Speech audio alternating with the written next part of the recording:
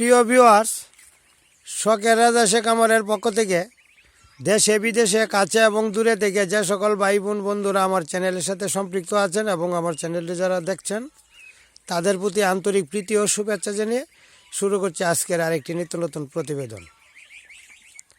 আজকের প্রতিবেদনের আলোচ্য বিষয় থাকবে যারা রাজহাঁস পালন করেন বা রাজহাঁসের উদ্যোক্তা যারা আছেন বা যারা রাজহাঁসের খামারি তাদের প্রতি কিছু গুরুত্বপূর্ণ টিপস থাকবে। সবচেয়ে বড় টিপস হচ্ছে যে রাজহাঁস লালন পালন করলে রাজহাঁসের বাচ্চার জন্য একমাত্র সবুজ ঘাস সবচেয়ে বেশি গুরুত্বপূর্ণ এবং কেন গুরুত্বপূর্ণ সে বিষয়টা নিয়ে আজকে সরাসরি কথা বলবো। যাই হোক প্রিয় ভিউয়ার্স, যারা আমার চ্যানেলটি এখনও সাবস্ক্রাইব করেন নাই দয়া করে সাবস্ক্রাইব করে আমার নিত্য নতুন ভিডিও পাইতে চ্যানেলটির পাশে থাকার জন্য বিনীত অনুরোধ রইল। আর একটা বিষয় শেয়ার করি আপনাদের সাথে, সে বিষয়টা হচ্ছে কেন আমার ভিডিওটা দেখে সাবস্ক্রাইব করে রাখবেন। আমি চ্যানেল খোলার পর থেকে প্রতিনিয়তই ভিডিও আপলোড করে যাচ্ছি এবং ইচ্ছা বা আশা আছে অদূর ভবিষ্যৎ পর্যন্ত আমি এই সেক্টরে থাকার জন্য এবং থাকব। যারা এই সেক্টরে নতুন আসতে চান বা আসবেন বা যারা আছেন তাদের জন্য এই ভিডিওগুলি অবশ্যই গুরুত্বপূর্ণ। প্রতিদিনের ভিডিও আমি আপলোড করে থাকি। প্রতিদিনের ভিডিওতেই ঔষধ সম্পর্কে, খাদ্য সম্পর্কে, লালন পালন, ফুটানো, ডিম পাড়ানো সব বিষয় অর্থাৎ A to Z পর্যন্ত সকল বিষয় আমার ভিডিওতে আলোচনা করা হয়ে থাকে। এই জন্যেই আপনি আমার ভিডিওটা সাবস্ক্রাইব করে রাখবেন। যখন যে জায়গায় আপনি আটকা পড়বেন বা সমস্যায় পড়বেন ওই সময়ের ভিডিওটা আপনি দেখলেই আপনি বুঝতে পারবেন যে কোথায় কি সমস্যা হচ্ছে এবং কোথায় কি সমস্যা হলে তার সমাধান বা করণীয় কী। এই জন্যই আমার চ্যানেলটা সাবস্ক্রাইব করে আমার চ্যানেলটার পাশে থাকবেন। যাই হোক প্রিয় ভিউয়ার্স, রাজহাঁস যদি পালন করেন জন্ম নেওয়া থেকে আপনি প্রতিনিয়ত তাকে সেবা যত্নের মধ্যে রাখতে হবে। যদি পরিষ্কার পরিচ্ছন্নভাবে দিনরাত্র 24 ঘন্টা অর্থাৎ 2 দিন যদি আপনি সেবা যত্ন করতে পারেন, বাচ্চাটা যখন ফুটানোর পর থেকে অর্থাৎ থেকে বের করার পর 2 দিন যদি আপনি সক্রিয়ভাবে যত্ন করে থাকেন, এই যত্নের পরপরই আপনার বিকল্প হলো সবুজ ঘাস। সবুজ ঘাস যদি আপনার পর্যাপ্ত পরিমাণে থাকে আর খাওয়াতে পারেন তাহলে বাচ্চার গ্রোথ অতি তাড়াতাড়ি বৃদ্ধি পাবে, ওজনে বেশি আসবে, তাড়াতাড়ি বড় হবে। আর একটা বিষয় হচ্ছে আপনি অবশ্যই একটা বিষয় লক্ষ্য করবেন বা আপনারা লক্ষ্য করবেন, সে বিষয়টা হচ্ছে যদি সবুজ ঘাস পর্যাপ্ত পরিমাণে বা বেশি পরিমাণে খাওয়াতে পারেন তাহলে আপনার দানাদার খাদ্য খরচটা কম লাগবে। আর যদি দানাদার খাদ্য খরচটা কম লাগে তাহলে আপনার খামারের জন্য আয় হবে বেশি। সবুজ ঘাস খাওয়ানোর প্রধান কারণ হচ্ছে গ্রোথ বেশি হবে, তাড়াতাড়ি হবে এবং তাড়াতাড়ি বড় হবে। যদি রাজহাঁসের বাচ্চা তাড়াতাড়ি বড় করতে পারেন আর্থিকভাবে আপনি স্বয়ংসম্পন্ন বা লাভবান হবেন বেশি। এটা হলো একটা কারণ। আর দ্বিতীয় কারণটা হচ্ছে সবুজ ঘাস কিনে খাওয়াতে হয় না, খরচ কম পড়ে। যেহেতু কিনতে হয় না খাদ্য খরচটা কম আসবে।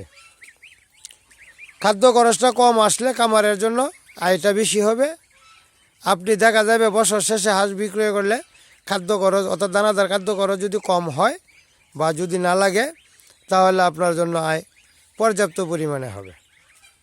এই বিষয়টার জন্যই আমি আপনাদের সাথে আজকের ভিডিওটা শেয়ার করলাম। দ্বিতীয় আরেকটা বিষয় হচ্ছে যে খাদ্যগুলি আপনি খাওয়াবেন দানাদার খাদ্য ঘরে বন্দি অবস্থায় রাখবেন। বন্দি অবস্থায় যদি রাখেন আর দানাদার খাদ্য যদি খাওয়ান তাহলে দেখা যাবে যে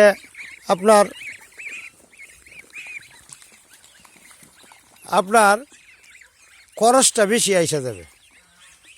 তো খরচটা যদি বেশি হয় তাহলে আপনি বিক্রয় করলে খরচটা বাদ দেওয়ার পরে মুনাফা বা বেনিফিট যেটা আসবে সেটা আসবে কম। এই জন্যেই বলছি দানাদার খাদ্যটা কম দিয়ে সবুজ ঘাসের উপরে রাখবেন।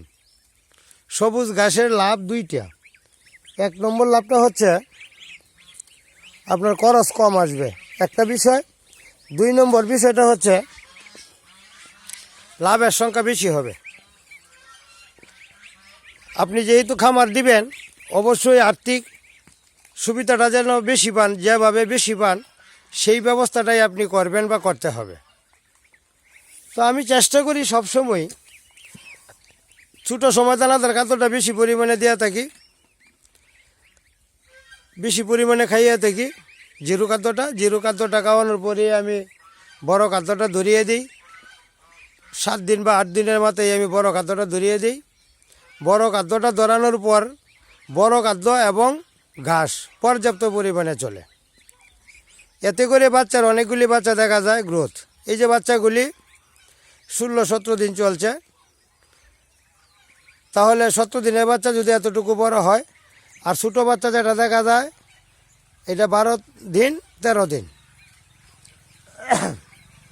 তাহলে আপনার এই 12-13 দিন থেকে 17 দিনের বাচ্চা যদি হয়, তাহলে বাচ্চার গ্রোথ মোটামুটি ভালো আসছে। এটা আর 2 মাস রাখলেই হাঁসে পরিণত হয়ে যাবে। তো বিষয়টা হচ্ছে খামার পরিচালনা করার ক্ষেত্রে আপনি অবশ্যই লক্ষ্য রাখবেন যাতে ঔষধ খরচ কম লাগে এবং খাদ্য খরচটা কম লাগে। এইটা আপনি অবশ্যই চেষ্টা করবেন। ঔষধ খরচটা কীভাবে কমাবেন? আপনি সর্বক্ষণ তত্ত্বাবধানে রাখবেন। এই যে এখন ঠিক দুপুর সময় আমি একটা পুকুর পাড়ে ভিতরের সাইড যেটা এইখানে নিয়ে আসছি, এই ভিতর সাইডের যে সবুজ ঘাসগুলি আছে এটা খাওয়ানোর জন্য। আর ছায়াযুক্ত স্থান এখন আছে, তাহলে রোগ ব্যাধি আক্রমণ করবে কম। খাদ্য কিন্তু তার হরদম চলছে, খাদ্য কিন্তু বন্ধ নাই।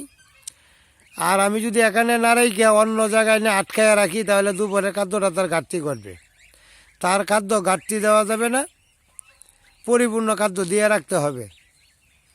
অর্থাৎ সকাল 8টা থেকে বিকেল 4টা পর্যন্ত আমি পর্যাপ্ত পরিমাণে ঘাস দিয়ে থাকি। এর ফাঁকে 3 থেকে 4 বার দানাদার খাদ্য দিয়ে থাকি। তার মানে সবসময় তার পেট ভর্তি থাকে। আর রাতের বেলায় আমি সবসময় এমনভাবে একটা বোর্ডিং ঘর তৈরি করেছি যেখানে আমি হাঁসটা রাখি। এই হাঁসটা বা এই বাচ্চাটা রাখার জন্য যে বিদ্যুতের প্রয়োজন সেটা আমি ব্যবহার করতে পারি না, কারণ আমার এই খামারটা নদীর পাড়ে নিয়ে আসছি। আমার খামার আপনাদের দুইটা, এটা নদীর পাড়ে নিয়ে আসছি। নদীর পাড়ে বিদ্যুৎ লাইন না থাকার কারণে আমি রাত্রে বিদ্যুতের বা বৈদ্যুতিক ব্যবস্থা আমার না থাকার কারণে আমি লাইট ব্যবহার করতে পারি নাই, হিট দিতে পারি নাই। হিট দিলে বাচ্চাটা আরও চঞ্চলা থাকবে। আর এর ছোটো বাচ্চা যেটা আছে 4 এবং 5 কুড়ের বাচ্চা যেটা, এটা হিটের মধ্যেই আছে। এটাও আবার 2-1 দিন পরেই আবার এই বাচ্চা এখানে বেশি আছে, বোধহয় 70টা বা 71টার মতো হইতে পারে। এই বাচ্চাটা তখন আরও 4-5 দিন যাবে, তখন আবার এটা এইখানে আইসে পড়বে, এই বোর্ডিং করে আইসে পড়বে। তা আপনারা সবসময় ঠান্ডা না লাগানোর জন্য চেষ্টা করবেন।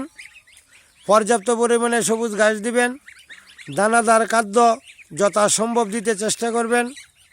যদি সবুজ ঘাসের পরিমাণ কম থাকে দানাদার খাদ্য দিতে হবে। আর সবুজ ঘাসের পরিমাণ থাকলে ফাঁকে ফাঁকে দানাদার খাদ্য দিতে পারেন, না দিলেও চলে। এই যে দেখেন খাইতেছে, এই যে ঘাসগুলি লম্বা থাকার কারণে এই যে অটোমেটিকলি খাইতেছে। দেখেন এই যে কীভাবে খাইতেছে। এই যে এখন বিষয়টা হচ্ছে, যদি আপনি এই নিয়মে বা এই প্রক্রিয়ায় বাচ্চাগুলিকে লালন পালন করেন, তাহলে আপনার বাচ্চা অতি সহজেই বড় হবে এবং বৃদ্ধি পাবে। যাই হোক প্রিয় ভিউয়ার্স, কথা বলতে বলতে অনেক কথাই বলে ফেললাম। আমার ভিডিওটা যিনি দেখছেন বা এখন যারা দেখতেছেন তাদের প্রতি আমার বিনীত অনুরোধ থাকবে, নিত্য নতুন ভিডিও পাইতে আমার চ্যানেলটি সাবস্ক্রাইব করে রাখবেন। আর আমি একজন নতুন উদ্যোক্তা হিসেবে একজন নগণ্য মানুষ হিসেবে আমি অতীব নগণ্য একজন ক্ষুদ্র একজন মানুষ, নতুন একজন উদ্যোক্তা এই হিসেবে আমি অবশ্যই একটা সাবস্ক্রাইব আপনার কাছ থেকে আশা করতে পারি। এটা আমার দাবি আছে, আমি দাবি অবশ্যই করতে পারি। যাই হোক, যদি ভালো লেগে থাকে ভালোবেসে আমাকে একটা সাবস্ক্রাইব অবশ্যই করবেন, আমার চ্যানেলের পাশে থাকবেন।